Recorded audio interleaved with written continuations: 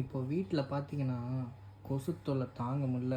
மழை சீசன் வேறையா, எக்கச்சக்கமாக போட்டு கடித்து வச்சிருது. இந்த பாருங்கள், நல்லா பிச்சு பிடிங்கி எடுத்துச்சு. என்ன பண்ணாலும் ஆல் அவுட்டு, குட் நைட்டு எதுவுமே வேலைக்கு ஆகலை.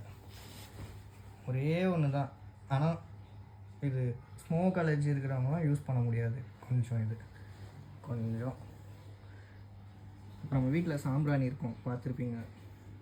நம்ம அம்மாலாம் சாமி கும்பிட யூஸ் பண்ணுவாங்க. அதே தான், ரூமுக்கு 1 2 ஒன்றே போதுங்க. இந்த 1 வாங்கி